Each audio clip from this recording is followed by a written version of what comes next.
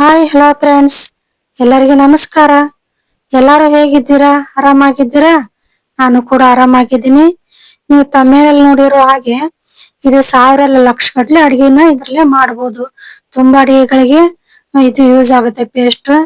ಇದನ್ನ ಮಾಡಿ ಇಟ್ಕೊಂಡ್ಬಿಟ್ರೆ ಎಷ್ಟೊಂದು ದಿವಸ ಆದ್ರೂ ಇಟ್ಕೊಂಡ್ ತಿನ್ಬೋದು. ಇದ್ರ ಜೊತೆ ಸ್ವಲ್ಪ ಎಣ್ಣೆ ಹಾಕೊಂಡು ಹಾಗೆ ಕೂಡ ರೊಟ್ಟಿ ಜೊತೆ ತಿನ್ಬೋದು. ಇದನ್ನ ಹೇಗ್ ಮಾಡೋದಂತ ನೋಡೋಣ ಬನ್ನಿ. ನೋಡಿ, ನಾನು ಈ ಒಂದಿಷ್ಟು ಹಸಿಮೆಣಸಿನ್ಕಾಯಿ ತಗೊಂಡಿದ್ದೀನಿ. ಇವನ್ನ ನೀರಲ್ಲಿ ಹಾಕಿ ಕ್ಲೀನ್ ಆಗಿ ತೊಳ್ಕೊಬೇಕು. ನೋಡ್ತಿರ್ಬೋದು ನೀವು, ನಾನು ಮೆಣಸಿನ್ಕಾಯಿ ತೊಟ್ಟನ್ನ ಯಾವಾಗ್ಲೇ ತೆಗಿಯಂಗಿಲ್ಲ, ಆಮೇಲೆ ತೆಗಿತೀನಿ. ಸ್ಕಿಪ್ ಮಾಡಿದೆ ನೋಡಿ. ಇದನ್ನ ಕ್ಲೀನ್ ಆಗಿ ಈ ತರ ನೀರಲ್ಲಿ ತೊಳ್ಕೊಬೇಕು. ತೊಳ್ಕೊಂಡಿದ ನಂತರ ಒಂದ್ ಪ್ಲೇಟ್ಗೆ ತಕೊಳ್ಬೇಕು. ನೋಡಿ, ಈ ತರ ಇವನ್ನೆಲ್ಲ ಇದು ಎಷ್ಟೊಂದು ಅಡಿಗೆಗಳಿಗೆ ಯೂಸ್ ಆಗುತ್ತೆ ಈ ಪೇಸ್ಟ್. ನೀವು ಇದರಲ್ಲೇ ಉಪ್ಪಿಟ್ಟು ಮಾಡ್ಬೋದು, ಕಾಳುಗಳಿಗೆ ಹೆಸರು ಕಾಳು ಮಾಡ್ಬೋದು, ಮತ್ತೆ ತರಕಾರಿಗಳಿಗೆ ಹಾಕ್ಬೋದು, ಮತ್ತೆ ಕಡ್ಲೆಕಾಳು, ಚಿತ್ರಾನ್ನ, ಮತ್ತೆ ಚಿಕನ್ಗೆ ಹಾಕ್ಬೋದು, ಮಟನ್ಗೆ ಹಾಕ್ಬೋದು, ಮತ್ತೆ ಮೊಟ್ಟೆ ಸಾರು, ಫ್ರೈ, ಎಗ್ ರೈಸ್ ಅವಕ್ ಹಾಕ್ಬೋದು. ಇದು ತುಂಬಾ ಅಡಿಗೆ ಯೂಸ್ ಆಗುತ್ತೆ. ನನಗೆ ನೆನಪಾದಷ್ಟು ಎಲ್ಲ ಹೇಳ್ತೀನಿ, ಸ್ಕಿಪ್ ಮಾಡಿದೆ ನೋಡಿ. ಇವಾಗ ನೋಡಿ, ಒಂದ್ ಬಟ್ಟೆ ತಗೊಂಡಿದ್ದೀನಿ, ವೇಸ್ಟ್ ಬಟ್ಟೆನ. ಅದಕ್ಕೆ ಇದನ್ನ ಮೆಣಸಿನ್ಕಾಯಿಗಳನ್ನ ಹಾಕೋಬೇಕು. ಇವನ್ ಹಾಕೊಂಡು, ಇದು ಹಸಿ ಆಗಿರದೆ ಅಲ್ವ ಮೆಣಸಿನ್ಕಾಯಿ, ಇದ್ರ ಮೇಲೆನೆ ನೀರ್ ಐತಿ. ಅದಕ್ಕೆ ಇದನ್ನ ನೀರು ಎಲ್ಲ ಒರೆಸ್ಕೋಬೇಕು. ಇದನ್ನ ಬಟ್ಟೆ ತಗೊಂಡು ಒರೆಸ್ಬೇಕು. ಇದನ್ನ ಹಸಿ ಆಗಿದ್ದಾಗ ರುಬ್ಬಿ ಬಿಟ್ರೆ ಮತ್ತೆ ಚಟ್ನಿ ಬಾಳ ದಿನ ಬರೋದಿಲ್ಲ, ಕೆಟ್ಟ ಬಿಡುತ್ತೆ. ಅದಕ್ಕೆ ಇದನ್ನೆಲ್ಲ ಹಸಿ ಇರ್ಲಾರ್ದಂಗೆ ಇದನ್ನ ನೀಟಾಗಿ ಒರೆಸ್ಕೋಬೇಕು. ನೋಡಿ, ಈ ತರ ಎಲ್ಲ ಇದನ್ನ ಕ್ಲೀನ್ ಆಗಿ ಒರೆಸ್ಕೋಬೇಕು. ನಾನು ಇವಾಗ ಆಲ್ರೆಡಿ ಒಂದಿಷ್ಟು ಕ್ಲೀನ್ ಮಾಡ್ಕೊಂಡಿದೀನಿ, ನೋಡ್ಬೋದು ನೀವು. ಇದನ್ನ ಕ್ಲೀನ್ ಮಾಡಿ ನಾ ಹಿಂದಿನ ದಿನನೇ ಇದನ್ನ ಒರೆಸಿ ಈ ಮೆಣಸಿನ್ಕಾಯಿ ಎಲ್ಲ ಒಣಗಿಂದಾಗ ಈ ತೊಟ್ಟನ್ನ ಬಿಡಿಸ್ಕೋಬೇಕು. ನೀವು ಮೊದ್ಲೇ ತೊಟ್ಟು ಬಿಡಿಸ್ಕೊಂಡು ತೊಳ್ಕೊಂಡ್ರೆ ಈ ತೊಟ್ಟಿನಲ್ಲಿ ನೀರು ಹೋಲಾಗ್ಬಿಟ್ಟಿರ್ತೈತಿ. ಹಿಂಗಾಗಿ ಅದು ನೀರ್ ಅದ್ರಾಗ ಹೊಕ್ಕೊಂಡು ಚಟ್ನಿ ಕೆಟ್ಟ ಬಿಡುತ್ತೆ. ಅದಕ್ಕೆ ಇದನ್ನ ಆಮೇಲೆನೆ ಇದನ್ನ ತೊಟ್ಟು ಬಿಡಿಸ್ಕೋಬೇಕು. ಈ ತರ ಇದನ್ನ ಒಂದೊಂದು ಮೆಣಸಿನ್ಕಾಯಿನ ಮಧ್ಯ ಭಾಗ ಕಟ್ ಮಾಡ್ಕೋಬೇಕು. ಯಾಕಂದ್ರೆ ಫ್ರೈ ಮಾಡೋ ಹೊತ್ನ್ಯಾಗ ಸಿಡ್ದ್ ಬಿಡುತ್ತೆ. ಅದಕ್ಕೆ ಇದನ್ನ ಮಧ್ಯ ಭಾಗ ಒಂದ್ ಎರಡ್ ತುಂಡು ಅಥವಾ 3 ತುಂಡನ್ನ ಈ ತರ ಕಟ್ ಮಾಡ್ಕೋಬೇಕು. ಇದನ್ನ ನೋಡಿ, ಈ ತರ ಕಟ್ ಮಾಡ್ಮೇಲೆ ಅಷ್ಟನ್ನು ನಾನು ಎಲ್ಲ ಕಟ್ ಮಾಡ್ಕೊಂತೀನಿ. ಇವನ್ನೆಲ್ಲಾನು ನೋಡಿ, ಇವನ್ನೆಲ್ಲ ಕಟ್ ಮಾಡ್ಕೊಂಡು ಇವನ್ನ ಫ್ರೈ ಮಾಡ್ಕೋಬೇಕು. ಹಾಗೆ ನೀವು ಫ್ರೈ ಮಾಡ್ಕೊಂಡ್ಬಿಟ್ರೆ ಅಂದ್ರ ಬಿಗ್ನರ್ಸ್ಗೆ ಗೊತ್ತಿರೋದಿಲ್ಲ, ಅದಕ್ಕೆ ಹೇಳ್ತೀನಿ. ಹಾಗೆ ಫ್ರೈ ಮಾಡ್ಕೊಂಡ್ಬಿಟ್ರೆ ಚಟಪಟ ಅಂತ ಸಿಡ್ದ್ ಬಿಡುತ್ತೆ ಒಂದೊಂದ್ ಮೆಣಸಿನ್ಕಾಯಿ. ಅದಕ್ಕೆ ಆದಷ್ಟು ನೀವು ಈ ತರ ಮುರಿದು ಹಾಕೊಂಡ್ಬಿಟ್ರೆ ಮತ್ತೆ ಬೇಗನೆ ಫ್ರೈ ಆಗುತ್ತೆ, ಮತ್ತೆ ಸಿಡಿಯೋದೂ ಇಲ್ಲ. ಅದಕ್ಕೆ ಈ ತರ ಕಟ್ ಮಾಡಿ ಹಾಕೊಳ್ಳಿ. ನೋಡಿ, ಇದನ್ನೆಲ್ಲ ನೀಟಾಗಿ ಇದನ್ನೆಲ್ಲ ಫ್ರೈ ಮಾಡ್ಕೋಬೇಕು. ಇದೆಲ್ಲ ಹಸಿ ವಾಸನೆ ಹೋಗೋವರೆಗೂ ಇದನ್ನ ಫ್ರೈ ಮಾಡ್ಕೋಬೇಕು. ಚೆನ್ನಾಗಿ ಫ್ರೈ ಮಾಡ್ಕೊಂಡ್ರೆ ಚಟ್ನಿ ಕೂಡ ಚೆನ್ನಾಗಿರುತ್ತೆ. ನೋಡಿ, ಇದಕ್ಕೆ 1 ಸ್ಪೂನ್ ಅಷ್ಟು ಎಣ್ಣೆ ಹಾಕೊಂಡು ಫ್ರೈ ಮಾಡ್ಕೋಬೇಕು. ಬಾಣ್ಲಿ ಕಾದಿರುತ್ತಲ್ವ, ಅದಕ್ಕೆ ಹೊಗೆ ಬರುತ್ತೆ. ಅದಕ್ಕೇನು ಗಾಬರಿ ಪಡೋಂತ ಅವಶ್ಯಕತೆ ಇಲ್ಲ. ನೋಡಿ, ಈ ತರ ಇದನ್ನ ಫ್ರೈ ಮಾಡ್ಕೋಬೇಕು. ಇದನ್ನೆಷ್ಟು ಚೆನ್ನಾಗಿ ಫ್ರೈ ಮಾಡ್ಕೊಂತೀವೋ ಈ ಚಟ್ನಿ ಕೂಡ ಬಾಳ ದಿನ ಇಟ್ಕೊಂಡು ತಿನ್ಬೋದು. ಇದನ್ನ ಅಡಿಗೆಗಳಿಗೆ ಹಾಕ್ಬೋದು. ನೋಡಿ, ಇದನ್ನ ನೀಟಾಗಿ ಫ್ರೈ ಮಾಡ್ಕೋಬೇಕು. ಇದನ್ನ ಇನ್ನು ಯಾವ ತರಕಾರಿ ಮಾಡ್ಕೊಂತೀವಿ ನಾವು ಆ ತರಕಾರಿಗೆ ಹಾಕ್ಬೋದು. ಮತ್ತೆ ಇದು ಬೆಂಡೆಕಾಯಿಗೆ ಪಲ್ಯಕ್ಕೂ ಹಾಕೋಬಹುದು, ಮತ್ತೆ ಸೋರೆಕಾಯಿಗೆ ಹಾಕೋಬಹುದು, ಮತ್ತೆ ಇಡ್ಲಿಗೆ ಮತ್ತೆ ಚಟ್ನಿ ಮಾಡ್ತೀವಲ್ವಾ ಆ ಚಟ್ನಿಗೆ ಹಾಕೋಬಹುದು, ಮತ್ತೆ ಪಡ್ಡು ಚಟ್ನಿ ಮಾಡಿದಾಗ ಹಾಕೋಬಹುದು, ದೋಸೆಗೆ ಚಟ್ನಿಗೆ ಹಾಕೋಬಹುದು. ಇನ್ನೂ ಅನೇಕ ಬರುತ್ತೆ. ಇದು ಕಡ್ಲೆ ಕಾಳಿಗೆ ಹಾಕೋಬಹುದು. ಮತ್ತೆ ಮೊಳಕೆ ಕಟ್ಟಿದ ಹೆಸರು ಕಾಳನ್ನೆಲ್ಲ ನಾನು ನನ್ನ ವಿಡಿಯೋಗಳಲ್ಲಿ ಹಾಕಿದ್ದೀನಿ. ನಾನು ಜಾಸ್ತಿ ಅಂದ್ರೆ ಹಸಿಮೆಣಸಿನ್ಕಾಯಿ ಪೇಸ್ಟ್ ಅನ್ನ ಜಾಸ್ತಿ ಅಡಿಗೆಗಳಿಗೆ ಬಳಸಿದ್ದೀನಿ. ಅದನ್ನ ನೋಡ್ಬೋದು ನೀವು ನನ್ನ ವಿಡಿಯೋಗಳಲ್ಲಿ. ಪೇಸ್ಟ್ ನ ಹಾಕಿ ಮಾಡ್ತೀನಿ, ಇದೇ ಪೇಸ್ಟ್ ನ ಹಾಕಿ ನಾನು ಮಾಡೋದು. ನೋಡಿ, ಇದನ್ನೆಲ್ಲ ಚೆನ್ನಾಗಿ ಫ್ರೈ ಮಾಡ್ಕೊಂಡಿದೀನಿ, ನೋಡ್ಬೋದು ನೀವು. ಇನ್ನು ಎಷ್ಟು ಚೆನ್ನಾಗಿ ಫ್ರೈ ಮಾಡ್ಕೊಂಡ್ರೆ ನೀವು ಪೇಸ್ಟ್ ನ ಜಾಸ್ತಿ ದಿನ ಇಟ್ಕೊಂಡು ತಿನ್ಬೋದು. ನೋಡಿ, ಇದನ್ನೆಲ್ಲ ನೀಟಾಗಿ ಫ್ರೈ ಮಾಡ್ಕೊಂಡಿದೀನಿ. ಈಗ ಒಂದ್ ಪ್ಲೇಟ್ಗೆ ತಕೊಂತೀನಿ ಇದನ್ನ. ಇವಾಗ ಇದೇ ಬಾಣ್ಲಿಗೆ ಅರ್ಧ ಕಟ್ನಷ್ಟು ಪುದೀನ ಸೊಪ್ಪು ತಗೊಂಡಿದ್ದೀನಿ, ಅದನ್ನ ಇದಕ್ಕೆ ಹಾಕೊಂತೀನಿ.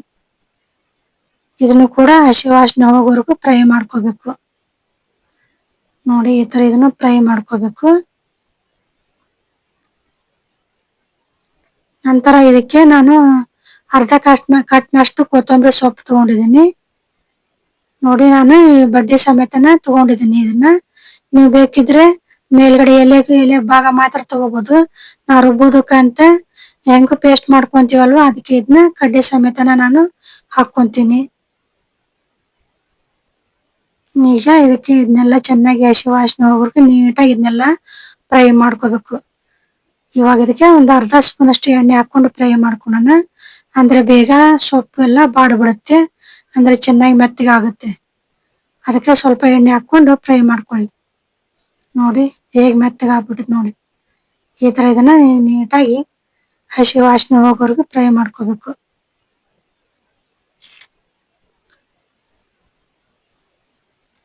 ಇದನ್ನ ಚಿಕನ್ಗೆ ಕೂಡ ಹಾಕೋಬಹುದು, ಮಟನ್ಗೆ ಹಾಕೋಬಹುದು, ಎಷ್ಟೊಂದು ಅಡಿಗೆಗಳು ಹಾಕೊಂಡ್ ಮಾಡ್ಕೋಬಹುದು. ನೋಡಿ ಇದನ್ನೆಲ್ಲ ನೀಟಾಗಿ ಫ್ರೈ ಮಾಡ್ಕೋಬೇಕು. ನಂತರ ಇವಾಗ ಇದಕ್ಕೆ 1-2 ಇಂಚಿನಷ್ಟು ಹಸಿ ಶುಂಠಿ ತಗೊಂಡಿದ್ದೀನಿ. ನೋಡಿ ಇದನ್ನ ಕಟ್ ಮಾಡ್ಕೊಂಡು ಹಾಕೋಬೇಕು. ಇದನ್ನ ಇವಾಗ 4 ಜವಾರಿ ಬೆಳ್ಳುಳ್ಳಿ ತಗೊಂಡಿದ್ದೀನಿ ನಾನು. ನೋಡಿ 4 ಜವಾರಿ ಬೆಳ್ಳುಳ್ಳಿ ತಗೊಂಡಿದ್ದೀನಿ, ಸಿಪ್ಪೆ ಸುಲ್ಕೊಂಡಿಲ್ಲ. ಜವಾರಿ ಅಲ್ವಾ, ಸಣ್ಣ ಸಣ್ಣ ಚಿಕ್ಕದಾಗಿರುತ್ತೆ ಬೆಳ್ಳುಳ್ಳಿ, ಅದಕ್ಕೆ ಹಾಗೆ ಹಾಕೊಂಡಿದ್ದೀನಿ. ನಂತರ ಇದಕ್ಕೆ ಆವಾಗಲೇ ತೋರಿಸಿದ್ವಲ್ಲ ಶುಂಠಿನ, ಅದನ್ನ ಕಟ್ ಮಾಡ್ಕೊಂಡಿದ್ದೀನಿ. ಈ ತರ ಚಿಕ್ಕದಾಗಿ ಕಟ್ ಮಾಡ್ಕೋಬೇಕು. ಅದನ್ನು ಕೂಡ ಇದಕ್ಕೆ ಹಾಕೊಂಡು ಇದನ್ನು ಕೂಡ ಸ್ವಲ್ಪ ಫ್ರೈ ಮಾಡ್ಕೊಳ್ಳೋಣ. ಇದಕ್ಕೆ ಆಯಿಲ್ ಇಲ್ಲ ಅಂದ್ರೆ ಇನ್ನು ಸ್ವಲ್ಪ ಆಯಿಲ್ ಹಾಕೊಂಡು ಫ್ರೈ ಮಾಡ್ಕೋಬೇಕು. ನೋಡಿ ಹಂಗ ಇರುತ್ತೆ, ಅದಕ್ಕೆ ಸ್ವಲ್ಪ ಎಣ್ಣೆ ಹಾಕೊಳ್ಳೋಣ. ಹಾಕೊಂಡು ಫ್ರೈ ಮಾಡ್ಕೊಂಡ್ರೆ ಬೇಯಿಸಿರುತ್ತೆ. ನೋಡಿ ಇವಾಗ ಸ್ವಲ್ಪ ಎಣ್ಣೆ, ನೋಡಿ ನಾನು ಜಾಸ್ತಿ ಹಾಕೊಂಡಿಲ್ಲ, ಅರ್ಧ ಸ್ಪೂನ್ ಅಷ್ಟು ಎಣ್ಣೆ ಹಾಕೊಂಡಿದ್ದೀನಿ. ಅದನ್ನ ಹಸಿ ವಾಸನೆ ಹೋಗೋವರೆಗೂ ಫ್ರೈ ಮಾಡ್ಕೋಬೇಕು.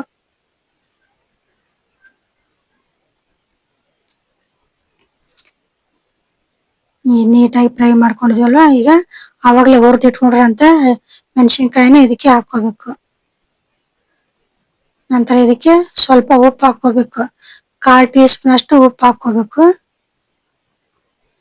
ಹಾಗೆ ರುಬ್ಬೋದು. ಹಾಗೆ ರುಬ್ಬಿದ್ರ ಇದು ಒಂಥರ ಹಸಿ ಮೆಣಸಿನ್ಕಾಯಿ ಒಂಥರ ಕಗ್ಗ ತರ ವಿಷ ಹೇಳ್ಬೋದಂದ್ರ ಒಂಥರ ಅಷ್ಟೊಂದು ಟೇಸ್ಟ್ ಚೆನ್ನಾಗಿರೋದಿಲ್ಲ. ಇದನ್ನ ಉಪ್ಪು ಹಾಕೊಂಡು ರುಬ್ಕೊಂಡ್ರ ಇದ್ರ ಕಹಿ ಅಂಶ ಎಲ್ಲ ಹೋಗುತ್ತೆ. ಅದಕ್ಕೆ ಸ್ವಲ್ಪ ಉಪ್ಪು ಹಾಕೊಂಡು ರುಬ್ಕೊಳ್ಳಿ. ನೋಡಿ ಇದನ್ನೆಲ್ಲ ಮಿಕ್ಸ್ ಮಾಡ್ಕೊಂಡಿದ್ದೀನಿ ಉಪ್ಪನ್ನ. ಇವಾಗ ಒಂದ್ ಮುಚ್ಚಳ ಮುಚ್ಚಿ 1 ನಿಮಿಷ ಮೆತ್ತಗಾಗೋದಕ್ಕೆ ಬಿಡ್ತೀನಿ. ಗ್ಯಾಸ್ ಸ್ಟವ್ ಆಫ್ ಮಾಡ್ಕೊಂಡ್ಬಿಡಿ. ಗ್ಯಾಸ್ ಸ್ಟವ್ ಆಫ್ ಮಾಡ್ಕೊಂಡು ಮೆತ್ತಗಾಗೋದಕ್ಕೆ ಬಿಡಿ. ನೋಡಿ ಮುಚ್ಚಳ ತೆಗೆದಿದ್ದೀನಿ, 1 ನಿಮಿಷ ಆಗಿದೆ. ಇದನ್ನೆಲ್ಲ ಚೆನ್ನಾಗಿ ಇನ್ನೊಮ್ಮೆ ಮಿಕ್ಸ್ ಮಾಡ್ಕೋಬೇಕು. ಇದನ್ನ ನೋಡಿ ಈ ತರ ಎಲ್ಲ ನೀಟಾಗಿ ಮಿಕ್ಸ್ ಮಾಡ್ಕೊಳ್ಳಿ.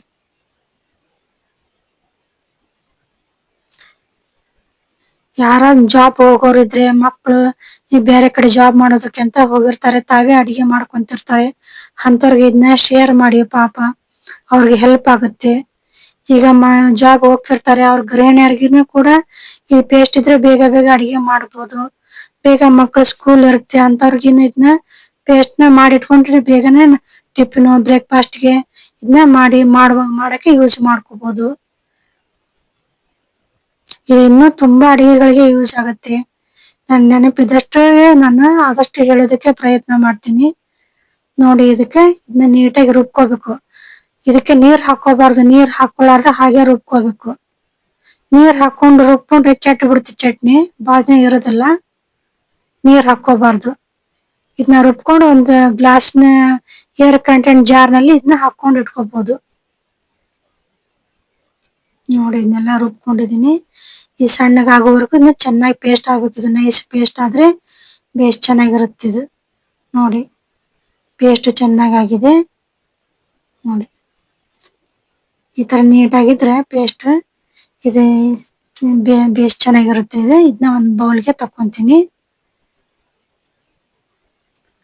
ನೋಡಿ ಒಂದು ಬೌಲ್ಗೆ ತಕೊಂಡಿದ್ದೀನಿ. ಇದು ನನ್ನ ಫೇವ್ರೇಟ್ ಪೇಸ್ಟ್ ಅಂತಂದು ಹೇಳ್ಬೋದು. ಇದು ಯಾಕಂದ್ರಪ್ಪ ಎಷ್ಟೊಂದು ಅಡಿಗೆಗಳಿಗೆ ಇದನ್ನ ಹಾಕ್ಬೋದಲ್ಲ. ಎಷ್ಟು ಪಲಾವ್ಗೆ, ಚಿಕನ್ಗೆ, ವೆಜ್ಗೂ ಸಹಿ, ನಾನ್ ವೆಜ್ಗೂ ಸಹಿ, ಚಿಕನ್, ಮಟನ್, ತರಕಾರಿ, ಕಾಳುಗಳು, ಮತ್ತೆ ದೋಸೆ, ಇಡ್ಲಿಗೆ ಚಟ್ನಿಗಳಿಗೆ ಮಾಡುವಾಗ ಬೇಗನೆ ಇದನ್ನ ಪೇಸ್ಟ್ ಹಾಕೊಂಡ್ಬಿಟ್ರೆ ಬೇಗ ಆಗ್ಬಿಡುತ್ತೆ. ಮತ್ ಪರೋಟಕ್ಕೆ ಎಲ್ಲದಕ್ಕೂ ಹಾಕೋಬಹುದು. ನೀವು ಕೂಡ ಖಂಡಿತ ಟ್ರೈ ಮಾಡಿ, ಚೆನ್ನಾಗಿರುತ್ತೆ. ದೇವ್ರೆಲ್ಲರಿಗೂ ಒಳ್ಳೇದ್ ಮಾಡಿ. ನಮಸ್ಕಾರ.